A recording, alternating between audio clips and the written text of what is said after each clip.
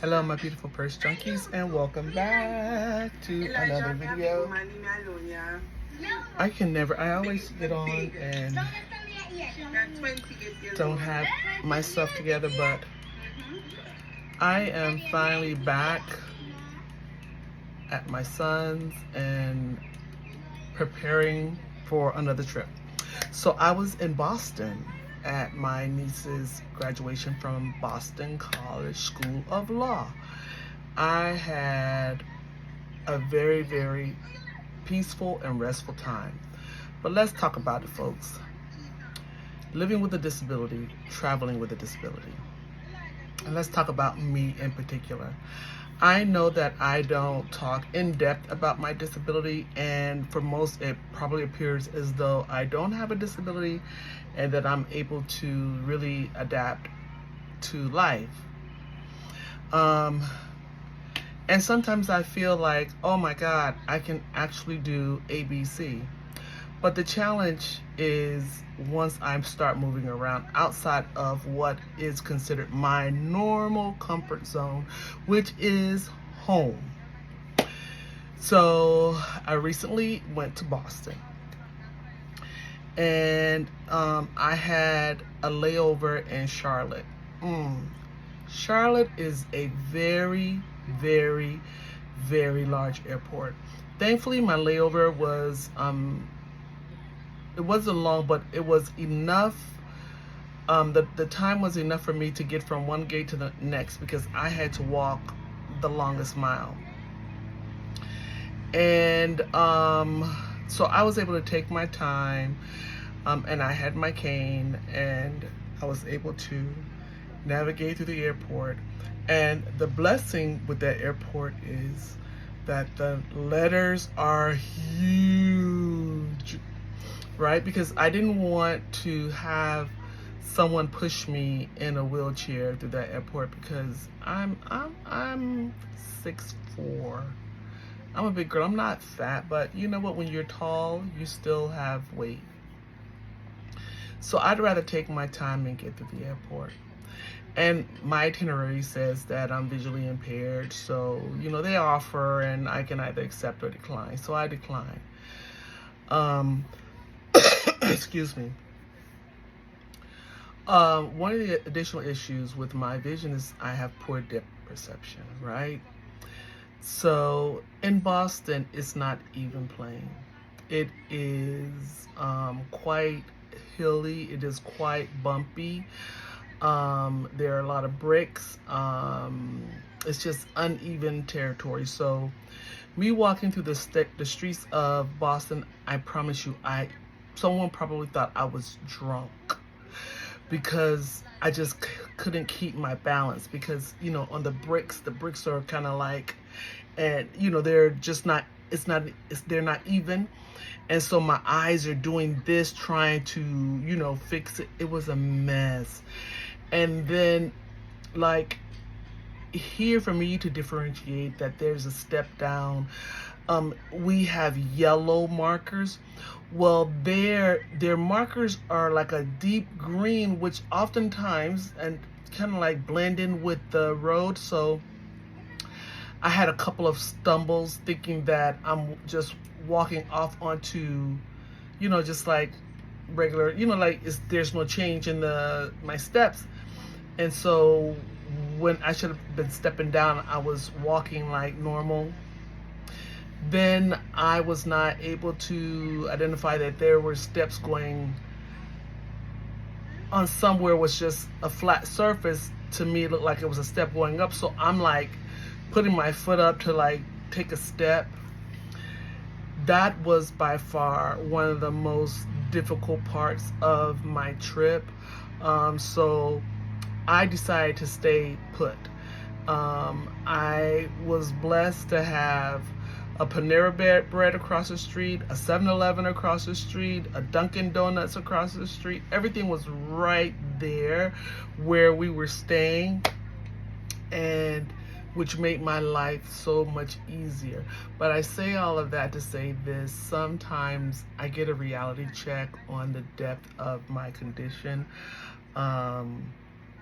Like, when I'm home and I move around so freely, it's because nothing moves in your house. The bed stays where it is, the desk stays where it is, nothing moves unless I move it, right? So the brain acclimates and it just, you kind of like go with it.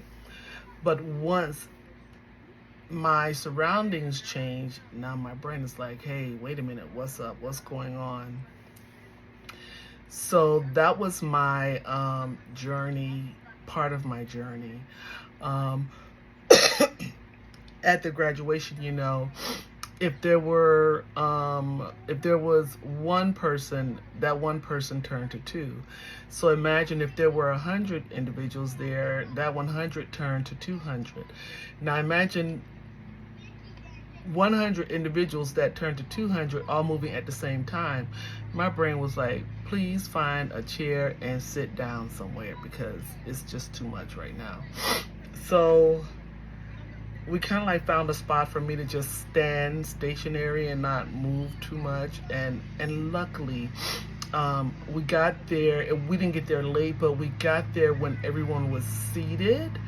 So I was able to walk in and find a seat, and the stadium was not crowded because the graduation was only solely for the School of Law, which was beautiful because I know when I graduated from college,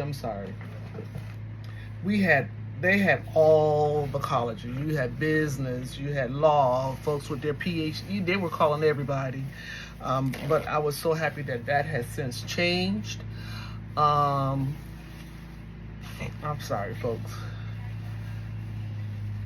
So I was able to get through that process. And then on my way back home, so my daughter, we got to the airport, my daughter was there with me, and luckily in Boston, it wasn't very busy, so I was able to navigate to the gate. Got to Charlotte, whoa, it was a different story. It was jam-packed. Now, at that point, I was like, oh, Andrea, maybe you should have gotten someone to take you to the next gate. But, I didn't. I chose to, I sat down somewhere, and I had a bite to eat. And by that time, it had calmed down a little bit. And so I was able to take my time and walk. And like I said, in Charlotte, the letters are huge, so you can't, if you have some vision, you will be able to see. So the letters were huge, and I was able to navigate my way to my gate. Now, I'm in Charlotte, and I don't necessarily sit and stand with, they'll put you folks with disabilities in one area because they will you to that area. I'll sit off with, on a side where I'm not amongst a lot of folks because I don't want that confusion. So when the plane started to board, I got up to go with people with disabilities. So I was the last person, and as I walked up, the guy just put the rope up. And he goes, we're not boarding yet. And I said, aren't you boarding people with disabilities? And he just kind of like dismissed me. And I was like, okay. So I patiently waited because the flight was not so crowded where I had to avoid a lot of people. So I was like, Andrea, just relax. So I waited for him to call my section. So I waited for everyone to go ahead of me.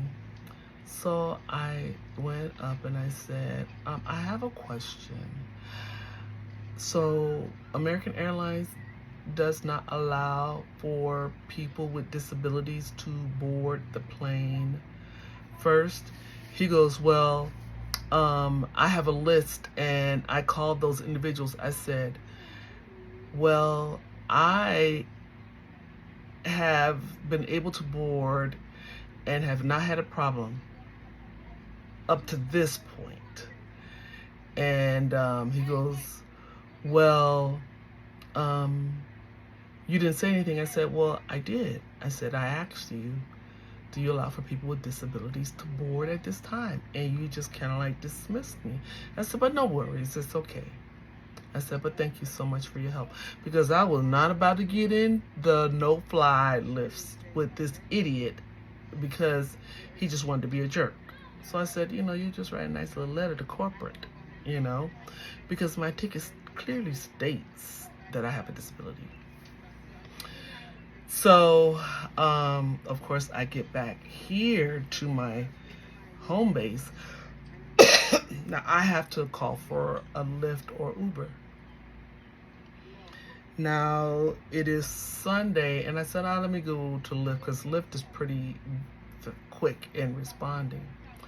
I put in for Lyft to see if, what the rates are, or whatever, the wait time. Child, tell me why the price came up $100 just to get from where I was to my home. I said, no, sir, we're not doing this. I went straight to Uber. Went to Uber, $27. Let me tell you, it's a time.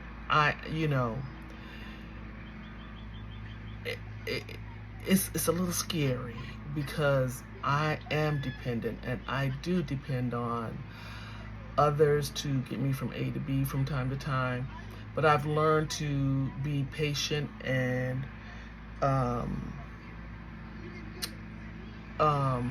be mindful of others and what they have going on and things that they need to do, and try and schedule around that.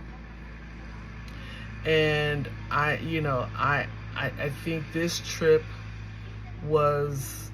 it wasn't a test, but it was a knock on the door to say, Andrea, yes, you do have a disability, and it is real. Although it is not seen and you don't make it evident, but my limitations when I'm out make it evident to me. Hence why I don't travel, why I don't like to be out alone. So when I was away in Boston, I was never alone. The only alone time that I had was traveling back here. And that was easy because you get from, your gate to your car, and your car to your front door. And once I'm inside, I lock up and I did not go back out. And I have been in the house since Sunday.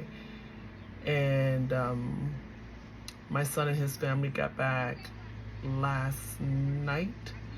So he's off today, and I get to go out and run a couple of errands with my son. So that was my weekend. While yes, I did enjoy spending time with my family, I just had a knock on the door, like knock, Andrea, slow your roll. Oh yes, and I did carry my cane, and I did use my cane when I arrived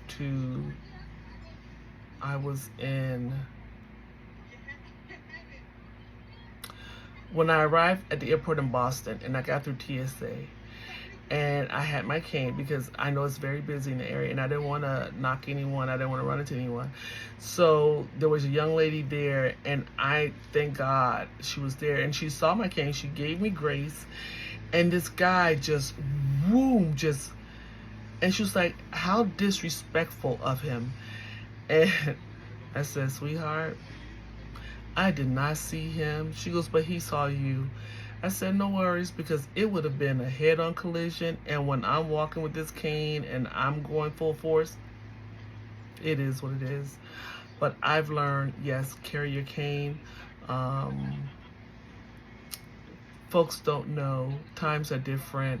I don't want to offend anyone. I don't want anyone to think that I'm being real disrespectful if I were to